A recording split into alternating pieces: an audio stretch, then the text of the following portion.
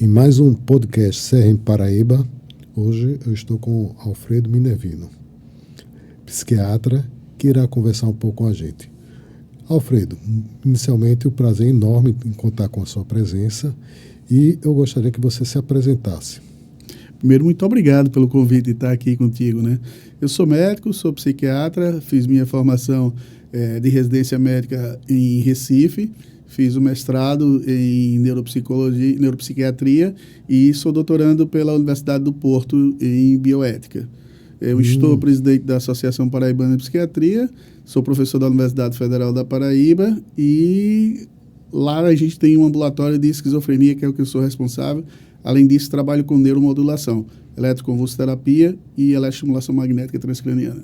Um excelente currículo, principalmente acadêmico. A questão é que a gente está no mês de Setembro Amarelo. E às vezes eu escuto muito as pessoas dizerem sobre a questão de quem quer se matar não fala, faz. Isso é mito. E é um mito grave, porque às vezes as pessoas negligenciam uma tentativa de suicídio de pequeno impacto de letalidade e, na verdade, aquilo é o início de um quadro grave, que pode ser um quadro depressivo com ideação e com tentativa de suicídio recorrente, inclusive. Na sua experiência, do ponto de vista estatístico, existe uma recorrência maior com relação a esse aspecto? Sim. Na primeira para a segunda tentativa, aumenta em torno de 70% a incidência de tendo uma primeira, em ter uma segunda e em ter uma outras. Então, aqui, cão que ladra morde. Se eu falo em que eu gostaria que amanhã não amanhecesse, ou eu preferia não acordar, ou eu tento suicídio, mesmo que seja com grau de letalidade mínimo. Eu tomei 2 comprimidos, mas tentei me matar, eu pensei em me matar. Eu tive o ato de me matar. E isso deve ser levado muito a sério. Uma pessoa nessa situação, ela, de certa maneira, ela emite alguns sinais. Quais seriam esses sinais que isso chamariam é bem importante, Cláudio. Primeiro, o isolamento. Depois, a falta de prazer, principalmente nas coisas que dá prazer para ele. E isso chama a atenção das pessoas. Ou ele pode começar a fazer também alguns roles das coisas, começar a dividir determinadas situações, planejar determinadas coisas, não ter mais as relações sociais. Muito, muito claro que a depressão é uma doença que está associada a pelo menos 95% dos quadros de suicídio. Eu diria que 99% tem transtorno mental associado. Então, os sintomas são a mudança daquilo que era normal para ele e ele passa a ter um isolamento maior dos prazeres, das relações sociais, da vida. Então, a questão é a pessoa, de certa maneira, muda o comportamento que habitualmente tinha e ela passa a quebra da questão da relação social e interação com as pessoas. Perfeito. E mais ainda também, uma baixa estima, uma sensação de menos-valia, uma ideação de que o mundo mais não serve, de que as coisas estão sempre muito ruins. Então, isso é o que chama mais atenção. E você que está junto dessas pessoas vai notar isso. Né? Principalmente as pessoas que têm mais contato. E talvez até alguém que esteja mais longe, às vezes percebe melhor no cotidiano, porque às vezes as coisas vão se processando e tem uma questão de adaptação. Mas quem não viu há algum tempo e viu, puxa, como fulano mudou. Não é isso? Isso chama bem a atenção, principalmente nos quadros onde existe planejamento do suicídio. Mas existe uma outra parte que essa tentativa de suicídio ela é impulsiva. É uma situação onde eu não estou conseguindo resolver, onde eu não estou conseguindo lidar com ela, e por uma relação até impulsiva, eu me jogo de uma grande altura, ou eu atento contra a minha vida com arma de fogo, com arma branca, qualquer coisa que eu faça, mas que naquele momento foi impulsivo. Então seria um quadro mais abrupto e às vezes até impensado das consequências reais. Sim. Na maioria das vezes essas pessoas elas não têm uma condição de racionalidade mesmo. Isso é muito para se livrar daquele sofrer, para se livrar daquela dor, para pôr uma pedra em cima de todo aquele sofrimento. Eu lembro de um adolescente que estava conversando com o namorado com a internet e a mãe pediu gentilmente que ela desligasse. E ela fechou o notebook, saiu correndo e pulou pela janela do primeiro andar. foi um ato desse, né? Sim, possivelmente um ato desse. O que acontece hoje, e se você pegar 1 ou 2 gerações agora, elas têm um nível de frustração muito pequeno. Muito baixo. Então, qualquer coisa que atinja ou que diga não a essas pessoas, podem fazer com que essas pessoas tomem uma iniciativa como essa menina tomou, de dar cabo à própria vida, por não saber lidar com a frustração, não saber lidar com o não. Infelizmente, nós temos uma sociedade hoje que ela é extremamente sensível a essa condição de limites. E nesse aspecto, como é que a gente pode trabalhar de alguma forma? Porque não é uma coisa simples. Você vai dizer, ó, você vai melhorar e melhora. Precisa de um planejamento, precisa de uma abordagem ampla e conhecer a pessoa até que possa mexer nos pontos que talvez sejam importantes. Qual seria a perspectiva nesse caso de uma pessoa numa situação dessa? Na maioria das vezes ela precisa procurar o médico. Uma tentativa de suicídio é uma emergência médica e deve ser tratada por um médico. Certo. Uma ideação suicida, uma tentativa de suicídio é uma exigência médica.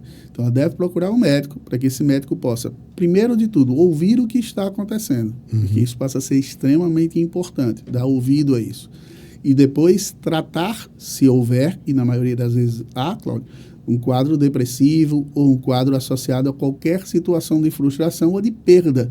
É muito comum a perda muito recente de um ente querido, e isso faz com que as pessoas dê cabo de sua própria vida.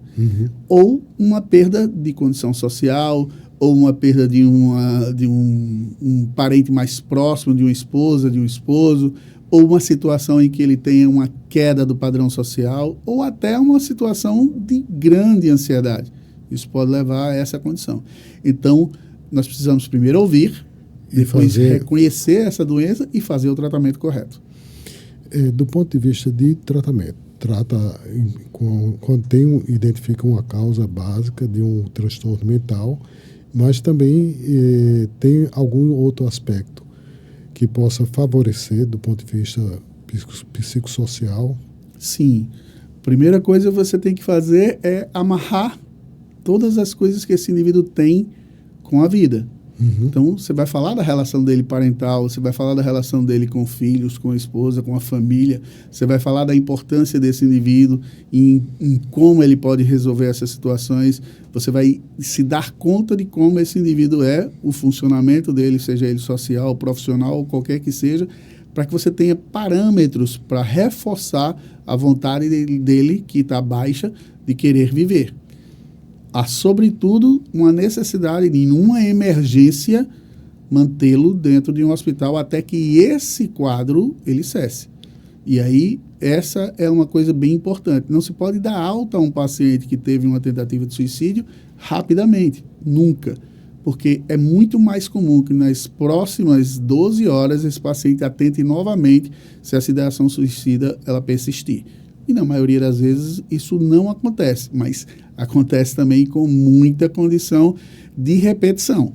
Então o paciente tenta várias vezes, então é preciso garantias de que esse paciente melhorou desse quadro. Então o fato de ter um apoio familiar, de apertar esses laços familiares e dar uma ligadura maior para que as pessoas que estão em torno ela tenham uma atenção maior com essa pessoa e, ao mesmo tempo, quando necessário, mantê-la o tempo necessário para que ela possa sair desse quadro agudo, digamos assim. Sim. Paciente que fica muito feliz porque não conseguiu se matar, estranho. Paciente que fica muito triste, também estranho. Pacientes que resolveram muitas coisas com essa tentativa, por exemplo, uma situação que eu tinha de briga com você e resolveu naquele momento, você foi até mim, você foi ver como eu estava. Essas situações todas, elas precisam ficar muito claras para quem está avaliando esse paciente. Sobretudo se ele, naquele momento, tem uma relação mais, por exemplo, religiosa. Então, depressão ou tentativa de suicídio não é falta de Deus, nunca foi. Não é falta de vergonha na cara, não é falta de coragem de enfrentar as coisas. Pelo contrário, é um ato desesperado. E as pessoas usam até alguns termos depreciativos, né? Como esse. Muito. Que eu acho que agrava a situação em vez de ajudar. Traz mais culpa, né, Cláudio? E traz mais ideação suicida. Alguma fonte de prazer, por mínimo que seja, pode ser o início de um resgate, de algum prazer com a vida. Isso é importante colocar como um farol, às vezes, para a pessoa. Necessário. Até fazê-lo ver determinadas coisas que o humor dele está tão deprimido, ele não tem prazer com tantas coisas que ele não consegue se ver e algum sucesso que ele teve. Se permitir. Até se permitir fazer isso, porque a doença, ela não o faz dessa forma. Essa doença, a doença chamada depressão, ela traz ao indivíduo uma sensação de menos-valia muito grande. E essa menos-valia traz a falta de prazer, que traz o humor deprimido. Então, uma sequência de fatos que fazem com que o indivíduo realmente atente contra a sua vida. E muitas vezes não tem relação com o ter. Pessoas em qualquer escala, digamos, social, ela passa por uma situação dessa. Isso é muito importante. Muitas pessoas dizem, eu tenho tudo, eu tenho dinheiro, eu tenho família, eu tenho tudo, e por que eu penso em me matar? Porque você está doente, você tem um quadro depressivo. Ou eu não tenho nada, eu vou me matar? Não necessariamente. A relação do suicídio, ela não está ligada a nenhum fator como esse, mas ela está ligada a uma condição de a falta de acesso às condições de saúde, a falta de acesso às condições econômicas, a falta de acesso a uma relação familiar. Tudo isso me traz frustrações que, ao longo do tempo, eu vou me avaliando como sendo uma pessoa incapaz.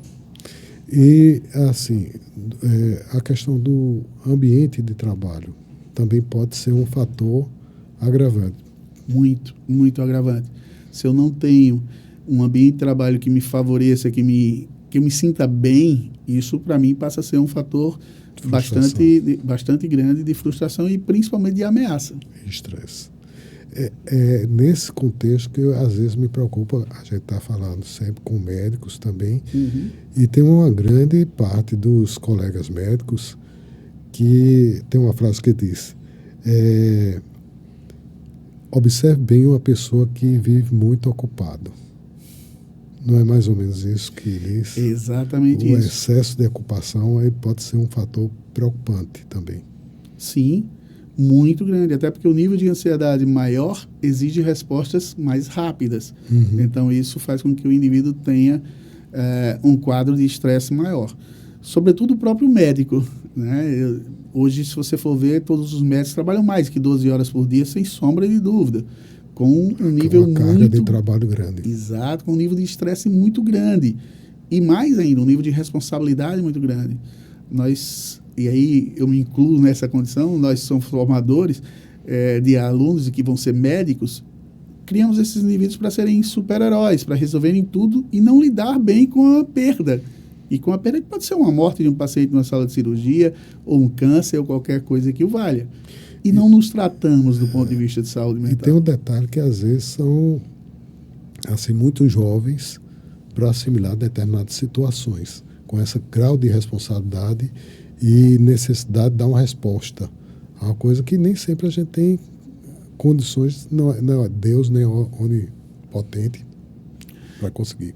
Cláudio, eu tenho visto uma coisa no meu consultório, pessoas jovens médicos, que entraram na universidade antes dos 16 anos, às vezes até com 15, 16, 17 anos, se formam muito jovens e não têm maturidade suficiente para lidar com determinadas situações e se sentem culpados muito por isso.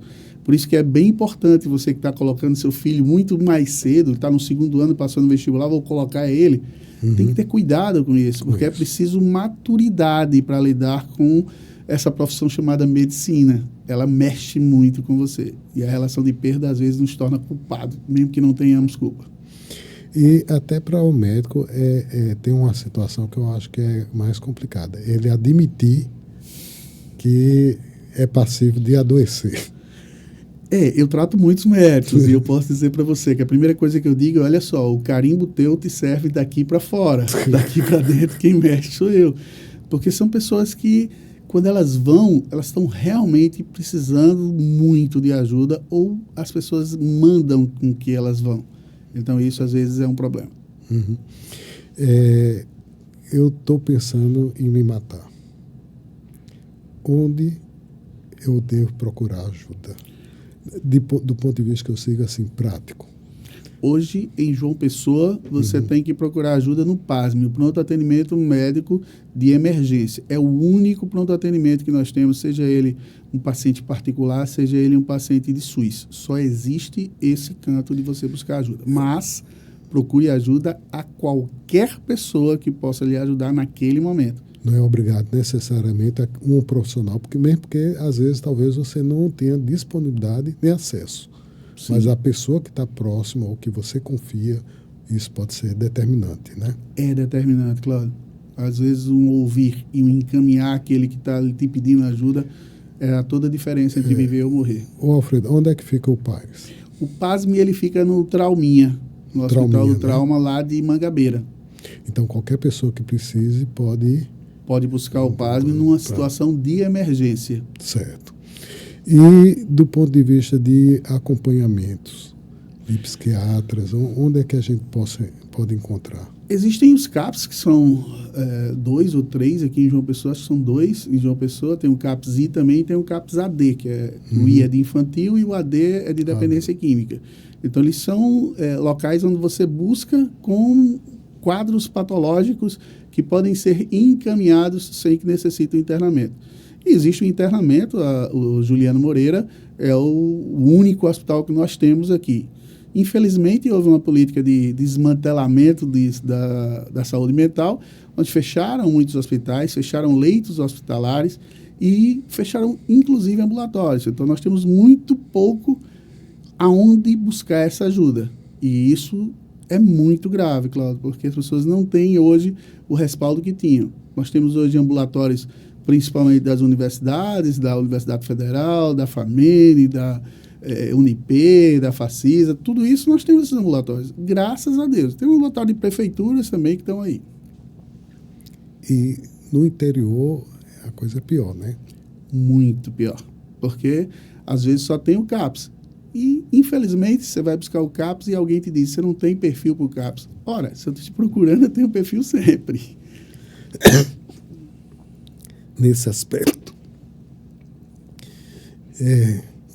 tem algum serviço que possa ser disponibilizado online?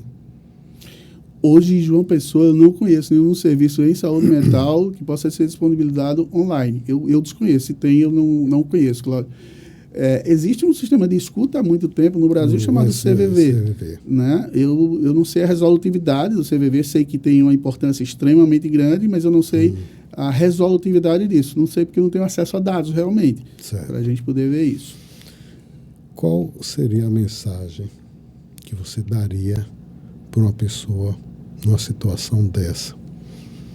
De desespero, de isolamento, e que não consiga enxergar opções? Primeiro, reconhecer que você tem uma doença. E isso não tem nada a ver com você não ter Deus no coração ou não ter qualquer outra coisa que o valha.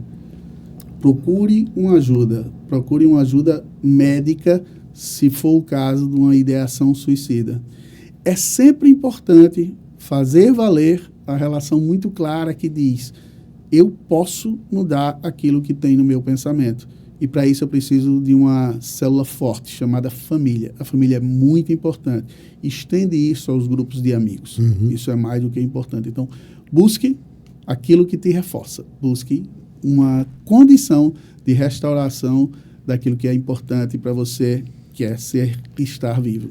E tem uma frase que diz: não há bem que dure, nem mal que perdure. É, né? verdade. E nesse aspecto, às vezes, tudo na vida é passageiro, né? E as pessoas, às vezes, tendem a tomar uma decisão definitiva numa situação passageira. Não é assim? Sim. E, por vezes, essas decisões não têm volta, Cláudio. Exato. Então, é preciso buscar ajuda. Uma psicoterapia, e principalmente a terapia cognitiva comportamental, ela nos faz ver dentro de nós mesmos, com a ajuda de alguém, um psicoterapeuta, que não é alguém que vai conversar com você, é alguém, um psicólogo ou um psiquiatra que tem uma formação para isso, que vai te compreender, que não vai te julgar e que vai te mostrar caminhos para que você possa sair disso. Bom, Alfredo, só tenho a agradecer entendeu? E daí a dica para as pessoas de buscar ajuda, sempre. Muito obrigado. Tá bom.